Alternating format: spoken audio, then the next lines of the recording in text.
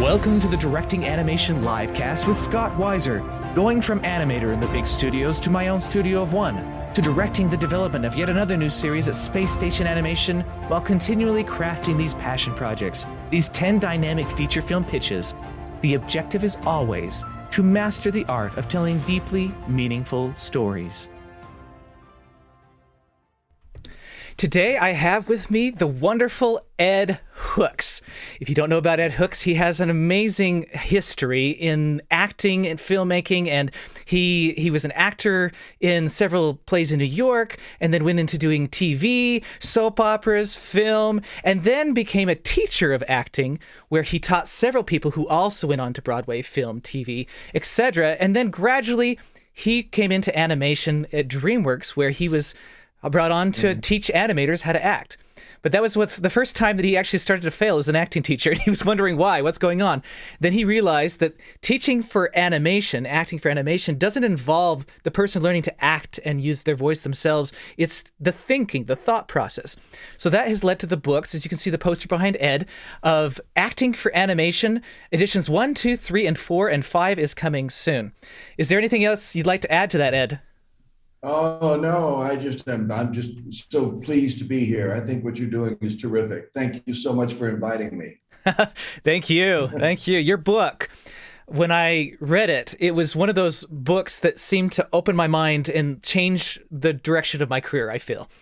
And yeah, it was fantastic. It has such concise, really powerful information in it.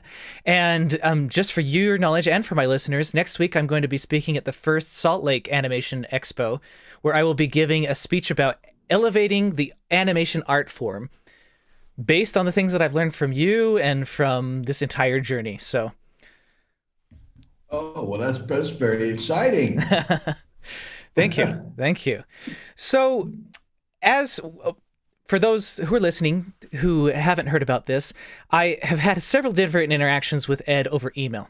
We've written long email threads about our thoughts about films and the process of getting solid story structure, solid acting structure into a film. And quickly, how would you describe acting structure, just so we can catch everybody up to speed on what we're going to be talking about?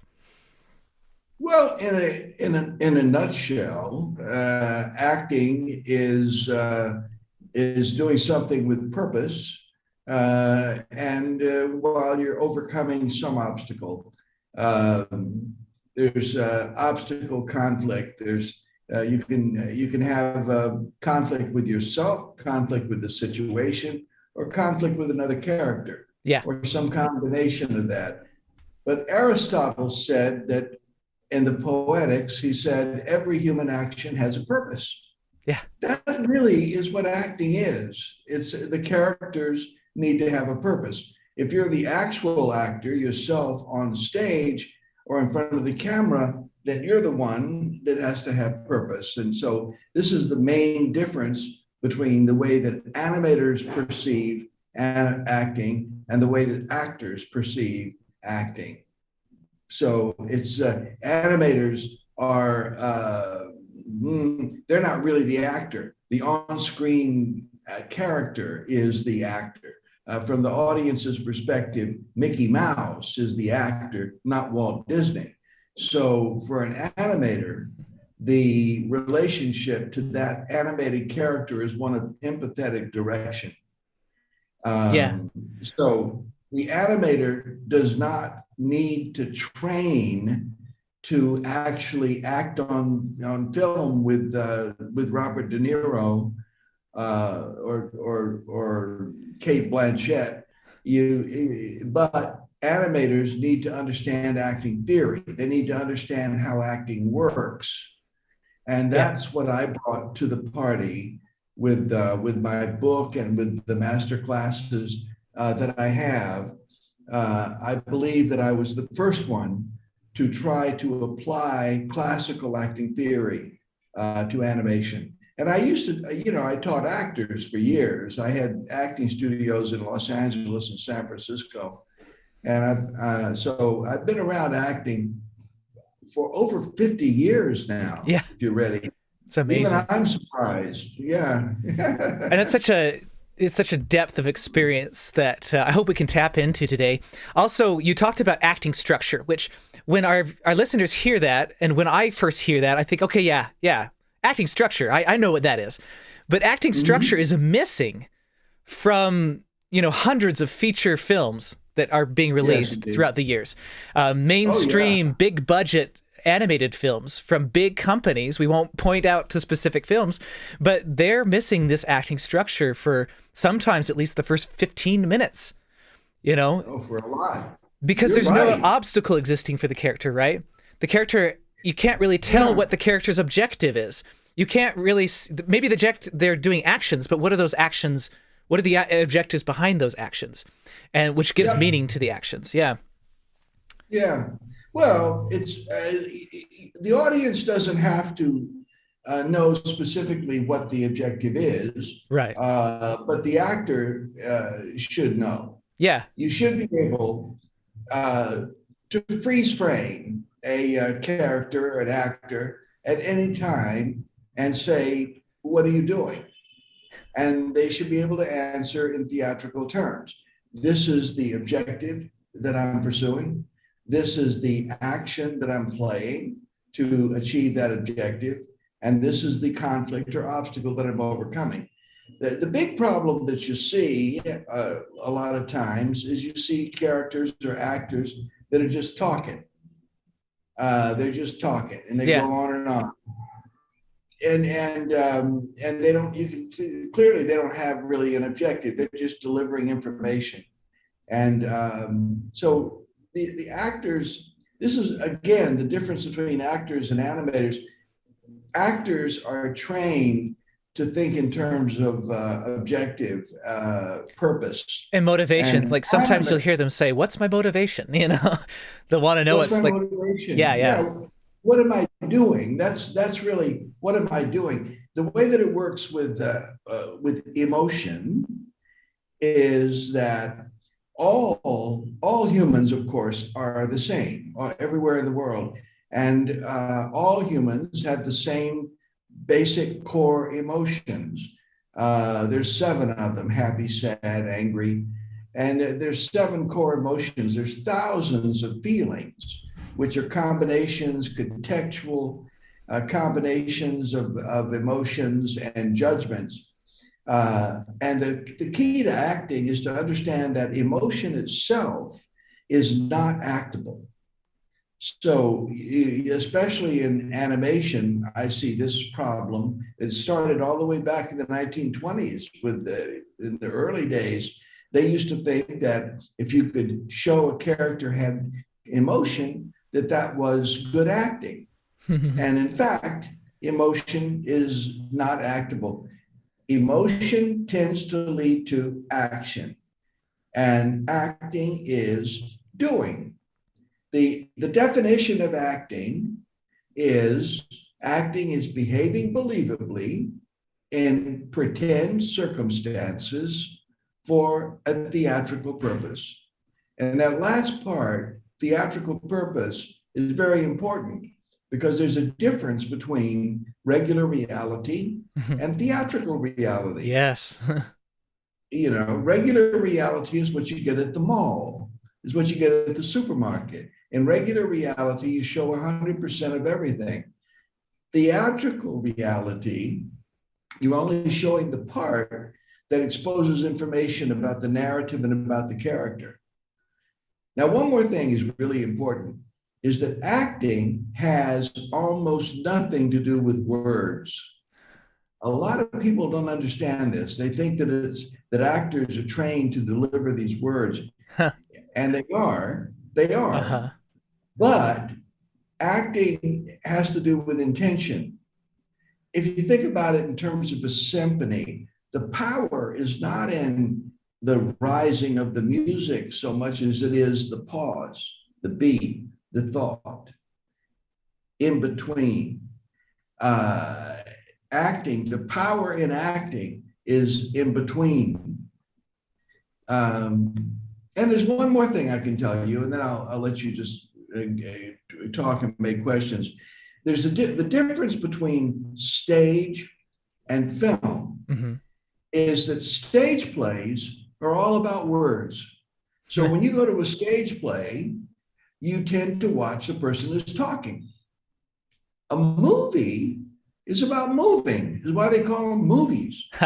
And so in a movie, you tend to watch the person who's listening. So in movies, the editors learn to cut to reaction shots. We want to pay a lot of attention to reaction. So this fits perfectly with acting has very little to do with words. Is that and that you're looking for the reaction, you're looking for thoughts, looking for intention. Wow. So anyway, that's just a little mini lesson there. Yeah, And, it was great. There's a lot of gold in there. A lot of things that I didn't learn in your book, actually. So that's pretty cool. Like, and part of that is like when you read a book, you experience it for the first time. You get a lot of new information, then you start to apply it to things, right? And then when you reread that book, then you start to you're different. You're a different person when you read that book, so you start to see things in a different way. And that's possibly what I just got from your. But I love that insight about who the film cuts to the person listening. And I think that is present in the book, but hearing you explain it that way was extremely great. I also, a couple days ago, I won't say who it was, but I listened to a behavior analyst analyzing somebody in a court case. And he was pointing to several things that he was seeing her do on her face and her actions that were pointing to her lying. And one of the interesting things was she kept trying to frown. She kept trying to force a frown. He's like, what this actress doesn't, or this person who's acting doesn't realize is that that's actually not the reason for a frown. Frown is just the face relaxing, or the face feeling such deep sadness that it's no longer expressing. And he pointed out different things on the face that would actually happen if the person was being sincere. And I think that we see that happen all the time in animation, where we're like, oh yeah, this person's sad, so they need to have a frown on their face. But it's not believable. Yeah. There's a man named Paul Ekman. Uh-huh. Last name is spelled Ekman. Okay. And he created something called the facial action coding system. And I recommend to you, there's a book. And he's taken apart all of this business of the facial muscles and the expressions and expression of emotion in the human face. Yeah. He's the expert in this subject. My guess is that whoever it was that you were watching that was talking to this was very familiar with Paul Ekman. They used Ekman when they were making Gollum in Lord of the Rings in the very first one. They used his work. And I had the opportunity to talk with Paul Ekman several times. And he's a very interesting man. What you're saying is true. One of the big things to understand about facial expression is that adults are very different than children. And I all the time tell people, be specific about your audience. Who is your story? Who are you playing for? Because the younger the audience, the more archetypal the character can be. Villains look like villains for children, they twirl their mustache and cackle, and they're bad people. Adults understand that a villain may not look at all like a villain. Yeah. A villain may look like your priest. And that we adults, what we do is we present to the world the way that we want to be perceived. Mm-hmm. We really are very protective about our true emotion. Even with our romantic partners. And a lot of times it's for all the best reasons. You're having a bad day and you don't want to upset somebody. They say, hey, how's it going? You say, oh, great. Yeah, going great. Inside, you're having a terrible day. And it's a lie. It's a lie. But this is the way adults are. A child is having a bad day and he's not going to lie about it. A child is they wear it on their sleeve. They're just, and you're going to right away, the adult is going to say, what's wrong, partner? You're going to read it on the face. Yeah. Facial animation. And I mean, actors don't think about what their face is doing. Animators do, though, because they have to draw it. They have to make it, they actually have to make it graphically happen. But actors, if an actor was thinking about his facial movement while he was acting, it'd be an acting error. Yeah. That's true. That's very, very true. Yeah. And acting is about being in the moment, right? When you're an actor, but when you're an animator, it's about thinking what the moment's about. Like, what is this character actually feeling? Dig past, like you said, past the lines that are being said to the subtext. What is actually going on with this character? This character may be talking about the weather, but they're, intensely worried about that person across the street who's, approaching a little child or something, And so, yeah, it's all about actually getting in the head of the character and digging down a few levels deeper. Well, it's, again, the difference between actors and animators. You're right, Scott, about the actors work in the present moment. Here's the key for actors. We're talking stage and movie actors. Acting is very stressful. You're up on a stage or in front of a camera and you've got 500, 1,000 people, even millions of people. I've acted for millions. And they've done tests with performers on Broadway. They wired them up to test their bodily functions. And before an actor enters, before that opening curtain, right there, an actor's bodily functions are roughly equivalent to that of a fighter pilot. You're on. Yeah. Every ounce of you is alert. Every ounce of you. And what happens is this tightness, this anxiety gets in the way of free-flowing emotion. And so actors spend a lot of time in training working on sensory isolation. We actually work on seeing, on touching, on listening, to be attentive. Because if you're fully focused on something, you tend to be more relaxed. Animators don't work in the present moment. Animators have 24 frames make a second or an illusion of a present moment. So they don't need to worry about any of this stuff. That was a lot of what I brought to the party, because before me, if animators want to learn about acting, they were told, go take an acting class. But of course, acting classes are training actors to act with Robert De Niro. Yeah. Animators don't need to do that. And a lot of animators are shy. Yeah. This is the last thing they want to do is get up in front of a camera. So for their skill set, they need to understand action, objective, conflict, how emotion interacts with physical action, all these things, empathy.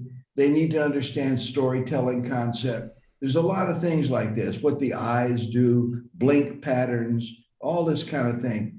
But they don't need to train to act in a scene with a trained actor. They may like to, some of them do, some of them like to do it. And I tell them, fine, good. If you like to do it, do it. But it's not essential for the skill set. Yeah. And a lot of us will film reference, and I film my own reference because I have a lot of stage acting experience. And but there are other people who don't want to film their own reference, and so they'll grab somebody like me or somebody who's willing to act in front of the camera and have them try some things out and that sort of thing. But at the same time, I think it's very useful to know these things of like, if I'm going to do that reference, I need to have the objective in mind of the character. I need to kind of put myself in that character for a bit, see what happens. And then what happens with animation also is we take that reference and we don't use it verbatim. We make discoveries. We say, oh, that was an interesting thing that I did with my eyebrow. Or that was an interesting way I tilted my head, or something like that. And we take those things and we bring them in and we start to build that performance. So it's a very, very interesting process, but it's a lot of fun. And it's really cool to see what you brought to the table. Something that's also interesting, I noticed that you write these in-depth film analyses, and you're mostly analyzing the acting, but that does tie in very tightly to the story structure, where without good story structure, the good performances aren't able to emerge. And you'll write these things down and you show them to people in the industry, and all the time, even at the biggest studios, you get the response, "Oh, Ed, it's just a cartoon." And I've actually heard that recently too in different things that I've been working on, different people saying that. And how do we get rid of that? And why should we get rid of that saying it's only a cartoon? Yeah, as a man, I tell you, you're hitting a nerve.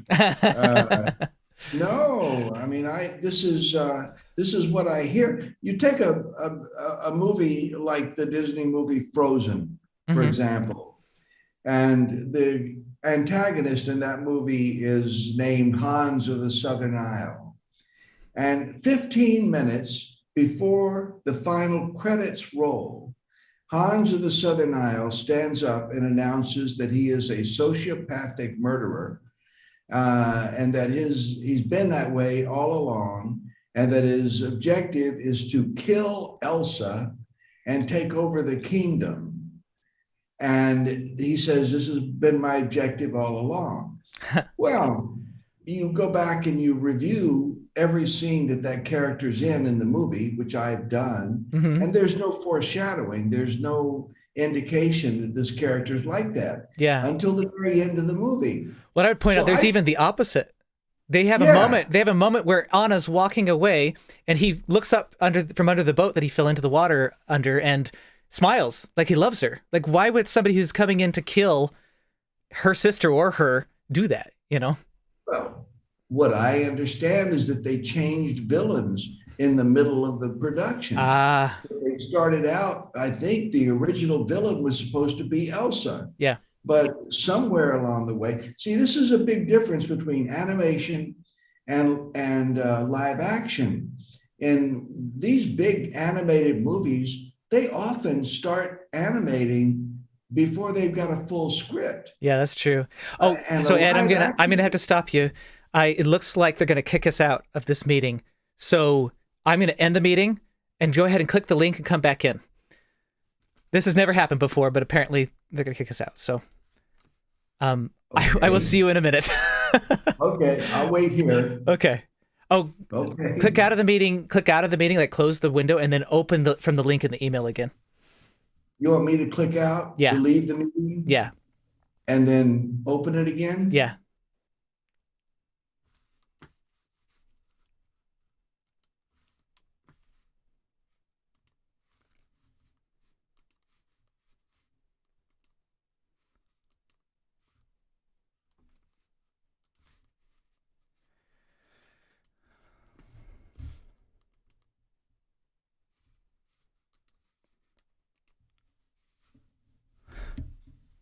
Sorry about this.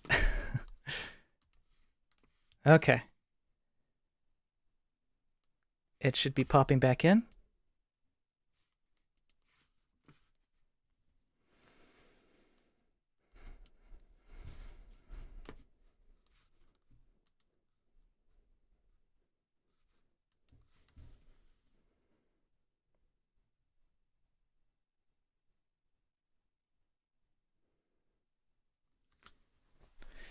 He was saying some awesome things there. All right, let's admit you.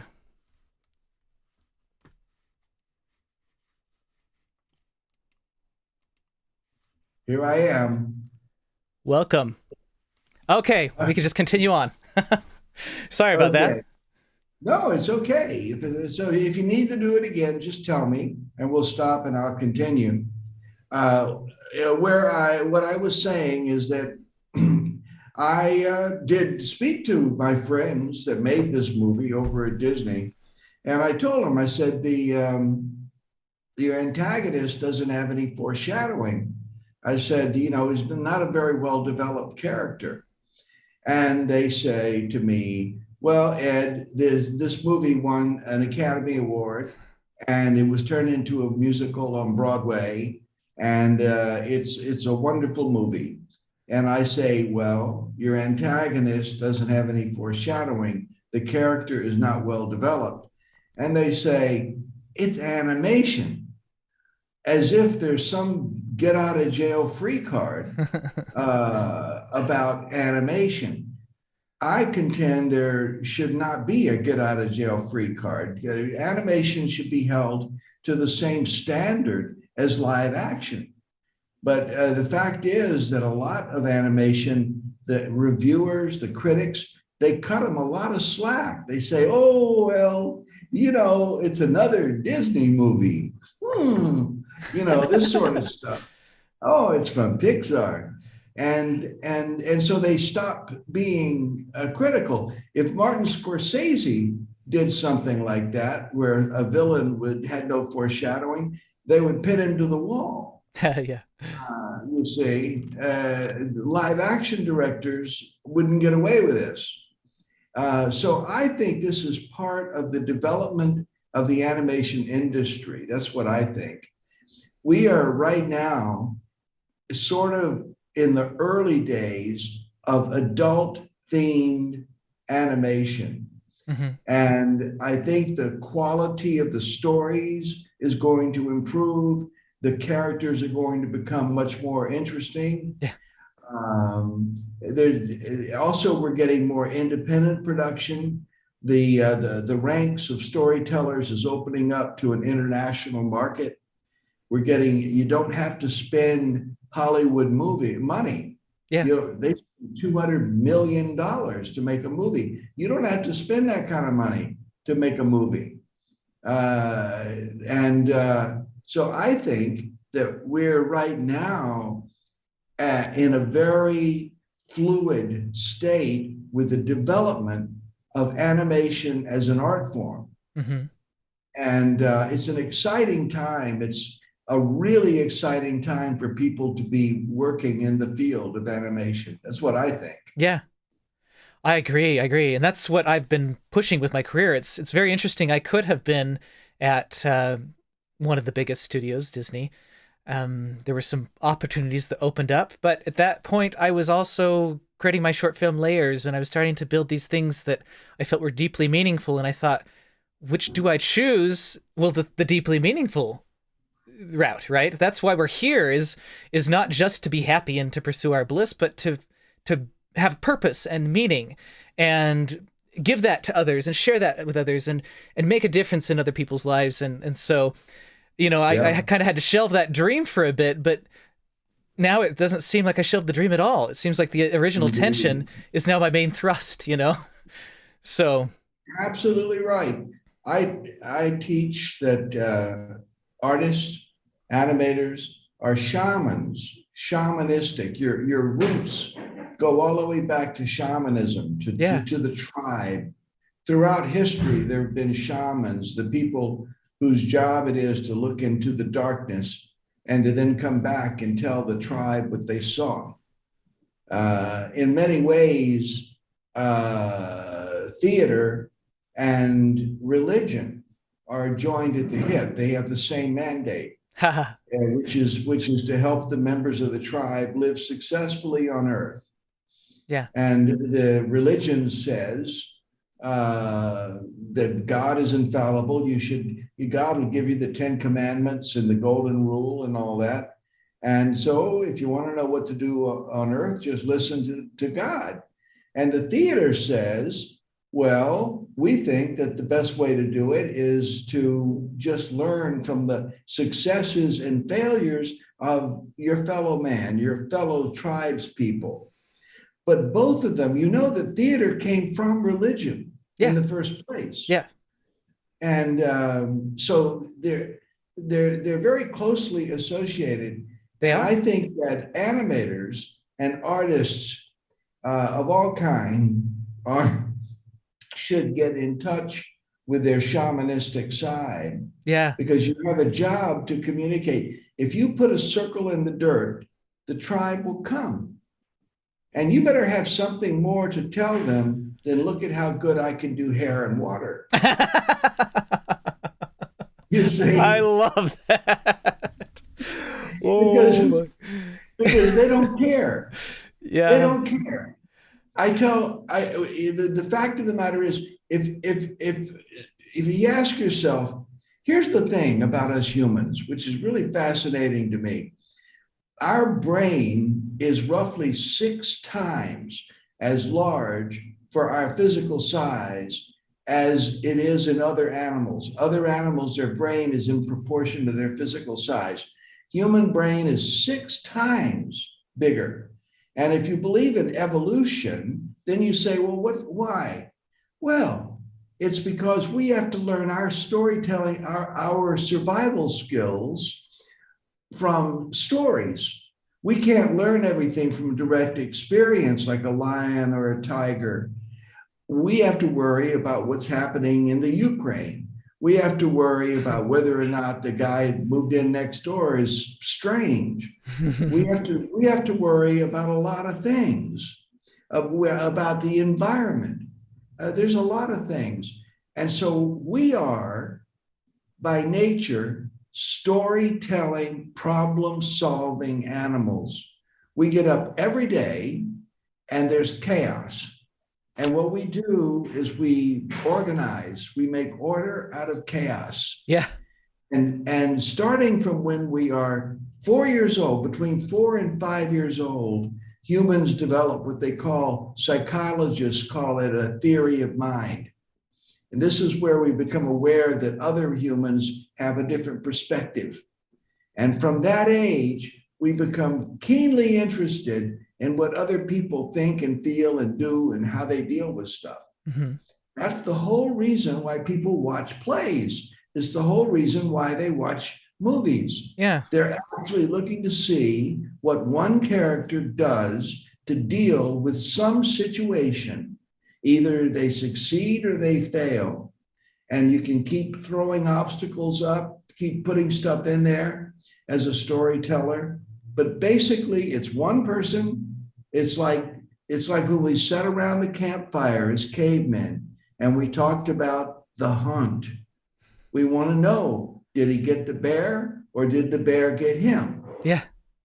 And then we learn. Yeah. Well, no, unfortunately, the bear got him. You say, okay. Well, then I got to be careful that I don't do what he did.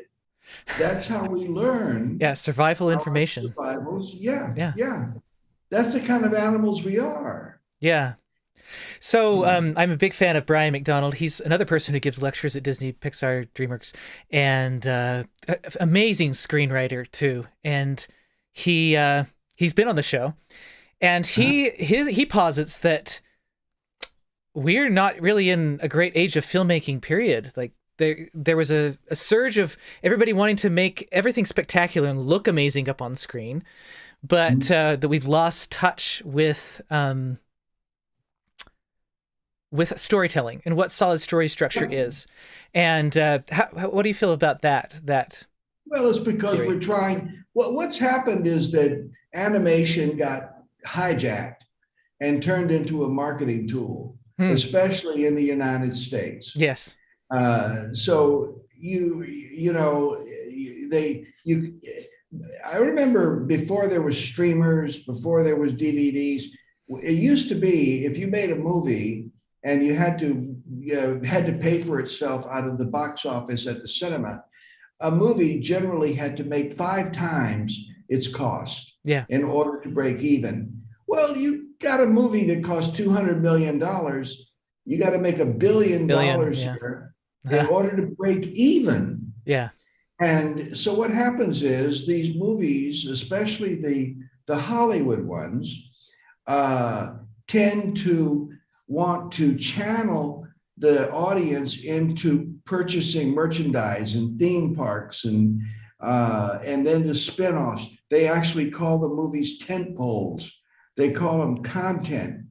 Now, I'm hoping that with the world opening to international storytelling, that we're going to get more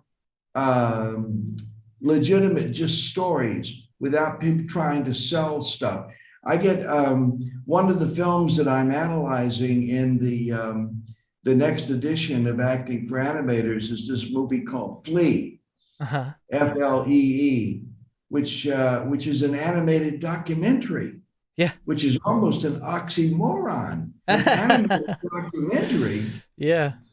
But it's a very interesting film about it uses two different styles of animation, and it mixes it in with clips from old newsreels and documentary footage so that you essentially have one foot on the ground all the time. You know that this is real, even though it's animation, which is signaling your brain that it's pretend.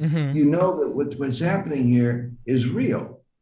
And I think, I mean, this is the stuff that Ari Folman in Israel with Waltz with Bashir. Yeah.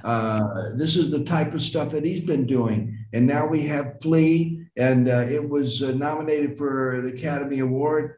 And matter of fact, it was nominated in 3 different categories of Academy Award. As documentary, as a film, and there was one other. But it's very awarded, very special. And so I analyzed that, and I'll put it in there. I just think everything is, here's the thing, Scott. Yeah. You, Scott, and fellow artists, fellow animators are pioneers. I believe that you should be standing on Walt Disney's shoulders. You don't want to sit in his lap. The people my age in their 70s have done what they're going to do, and they've done it well. They've created a marvelous industry. Yeah. But you and your whole generation have got to take us to places we haven't been. I believe that animation is the most underused, underappreciated art form of the 21st century. And I'm not trying to be grandiose. I think I agree with you, and I could see why some people wouldn't, because they would say, okay, well, Ed, look at all the content being created.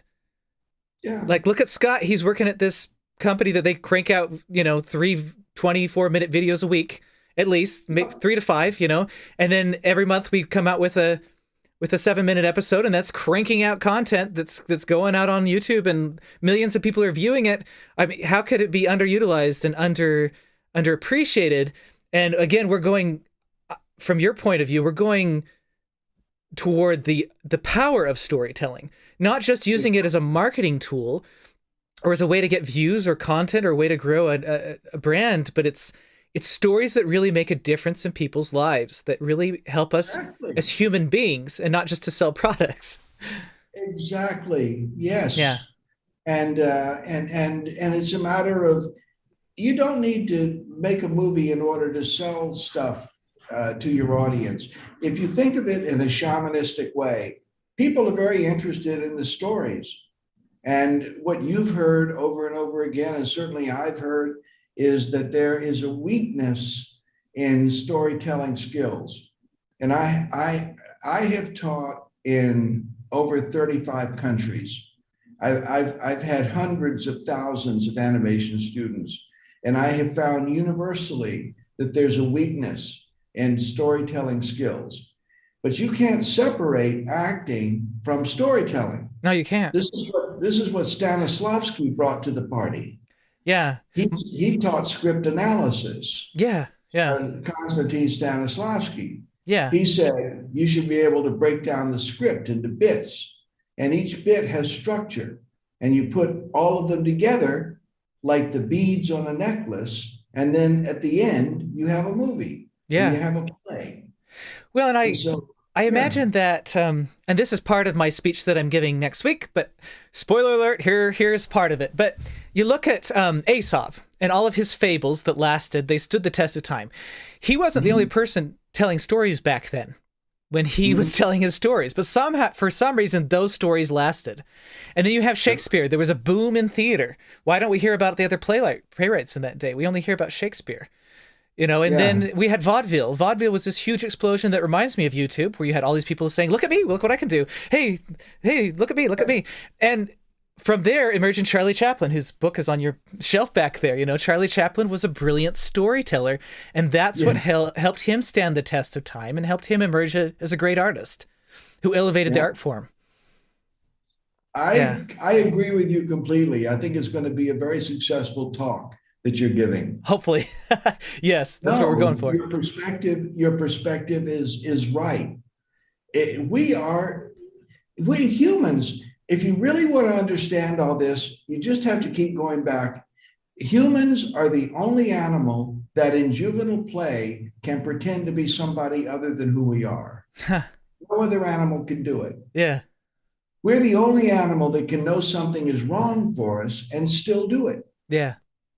So we run around in life. Yeah. I love that. We run around in life making mud puddles all over the place and then having to correct and fix what we did yesterday. I mean, all of us will say, well, if I had that to do again, I'd do it. We're storytelling animals. We want to learn from each other's mistakes and successes. That's the secret to a good story. That's it. Yeah. Once you've got that, the rest of it is window dressing. Yeah. Well, and I think we get in our own way by wanting to show off, right? Wanting to show how great of hair we can do, or great water simulations, or Sure. look at how we can put this clever. I know that there's this phase in screenwriting that has lasted for years and still going on. Is there's got to be a twist, It's like, well, what's the twist for? If you look at Rod Serling's Twilight Zone, those twists were in the film from the beginning, or in his short film, pretty much. But in the episode of, the little boy, I can't remember the name of it, but he wishes people into a cornfield. And, I mean, that's obvious, like, what they're doing right from the beginning, and yet the story felt like it had a really amazing twist, because Rod Serling was an amazing writer, and he knew what he was doing, and he was showing human behavior, and he was doing it very simply and not getting in the way of the story, not trying to show off. Exactly. Also, one more element which is worth mentioning, and that is that, Samuel Coleridge, his concept of the willing suspension of disbelief. That's the other part of this thing. Your audience knows that everything is pretend. Yeah. But then they pretend that they don't know that. And this is so that they can empathize and can go on the trip with the actors on stage, with the storyteller. So if you look at Walt Disney was masterful with this idea. In the movie Pinocchio, it opens up with a cricket. Yeah. And the cricket is singing and talking and speaking English into the camera, reading from a big book. The audience says, well, crickets don't do any of those things. But in this story, that's what's going to be. The crickets are going to do this kind of thing. Yeah. Then 15 minutes later, when the puppet comes to life, the audience says, well, puppets don't come to life. But, this is the kind of story where the crickets read and they sing and they go, so, okay. So the puppet comes to life. It is the willing suspension of disbelief.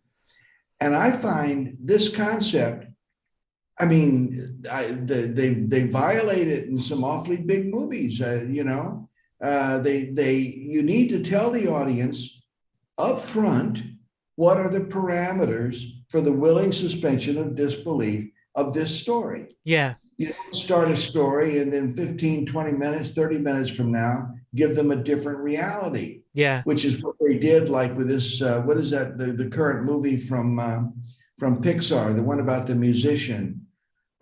Soul. That's what they did there. They establish how to suspend your disbelief. It's the real world, real classroom, real people obeying the laws of physics. And then 15 minutes in, the guy falls down a manhole and he's in another reality. Now the audience they say, what happened? I already had my suspension of disbelief. And then they're saying, oh, no, we want you now to accept that there's another reality. That is not strong storytelling structure. Yeah. It's just not good structure. Well, then there's a third reality after that, as we discussed, which is the Say it first again. reality. There's a third reality too that's introduced after the Yeah, life before. Yeah, and it's the reality from before, but now there are new rules. exactly. Yeah, And you don't, when you're telling a story, think of it as the tribe. Think of it as a circle in the dirt. And the tribe, just tell them this is the kind of story that I'm going to tell you today. hmm And they're not going to challenge you. They're going to say, okay, I got it. And then you tell them the story. It is, you don't, the audience is not a lurker. The audience is a participant. yeah, And the relationship between the actors and the audience is almost sexual, actually. It's there, you're aware of the audience in the same way that lovers are aware of each other. You're aware of your effect. yeah. I And heard somewhere that and I read it years ago, but it was that your brain actually, because of the way we're wired, when you're watching that character on screen, when it's happening in the moment, you actually can't differentiate yourself from that. It's yes, once you say, "Oh yeah, this is just a movie," and sometimes when you're watching a scary movie, you will say that, right? "Oh, this is just a movie. It's just a movie," right? exactly. You'll remind yourself, but you're actually part of it. You're actually becoming one with it, and I think that's what you're describing. Exactly. So it's like a movie, whether it's live action or animated, is like a flight simulator. Hmm. And so you go to when you sit down in your seat in the cinema, you open the door of the flight simulator, you get in, and it's got all the controls of the aircraft. And this thing takes you up in the air, and you can go through storms, and you can go over seas, and you can do they can your left engine can go out, and you have to deal with it. There's all these things that can happen, but you're safe. Yeah, yeah. You're safe. You take a trip, and then at the end of it, you open the door and you get out, and you haven't risked anything, but you've taken a great trip and you've learned from And you've that trip. gained, yeah, you've gained something You gain. That's to the help you whole survive thing. better. You and Yeah. I, for us, this concept is is so clear, but you'd be surprised how many people don't get this. Well, that's what I feel about your work and Brian McDonald's. Also, Brian McDonald's book is, I think, even maybe thinner than yours. They're about the same thickness. It's like you would Mhm. expect a book like this for how I felt when I read it, right? You'd expect a Yeah. thick book that was like, this is the amount of knowledge I gained. But then when I look at it, I think, wait, this is really simple. This is Yeah. really clear. And so what it requires me to do is continue to come back and revisit it. Continue to come back and say, how do I use this tool again? Oh yeah, I need to use this tool again. And for some reason, we human beings, if we think we're going to make something new and different, it has to be complex. And so, Exactly. and so we'll go and we'll look in all these areas, and it's like, no, just come back to these basics, these things that actually work, and they always work, and they're powerful, and they unlock potential in people, and they unlock the imagination. Use these things over and over again. You're exactly right. And what I have in mind all the time, every class I teach, every book I write, that you cannot understand the concept of furniture until you first understand table and chair. Yeah. That all knowledge is hierarchical this way. Now, and I'm sure you too, Scott, you and I can talk about Danish design. Uh-huh. We can talk about Japanese design. Okay, that's fine for you and me. But if we have somebody in the room that's working on table and chair, then we got to talk to them about tables and chairs before we get to Danish design and Japanese design. And when I teach, I'm always mindful of that. I'm always looking around to see have I got any table or chair people in here, because I'm perfectly happy to talk about Danish design if I've got a room full of people that know it.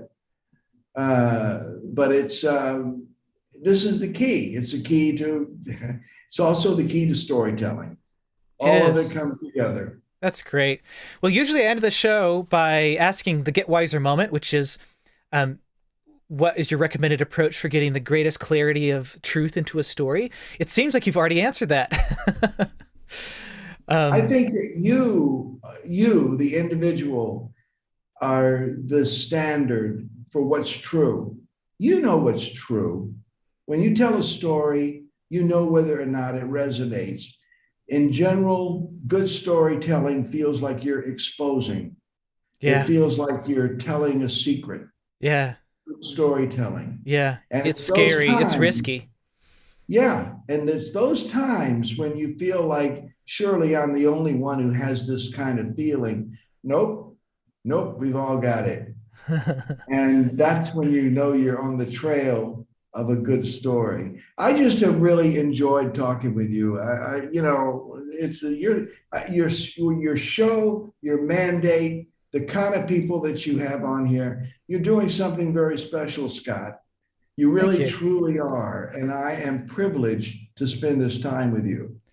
I feel very good about it. I feel equally the same, and I wish we could have gone on longer because I just feel like there's this depth of knowledge that you have that hopefully through more conversations in the future, I can continue to pull from that and to use that to really create a new generation of filmmaking that elevates the art form. That doesn't just have to be for adults. I mean, we talked at length about Grave of the Fireflies and My Neighbor Totoro, films that were made for young audiences that also have a huge impact. So thank you so much, Ed, for being on here. And until next time, I hope we all get a little wiser. Thank you. Thank you for watching the Directing Animation Livecast, hosted by Scott Weiser, audio version edited by Kira Horowitz, copyright Scott Weiser LLC 2022. Don't forget to subscribe on YouTube and ring that notification bell.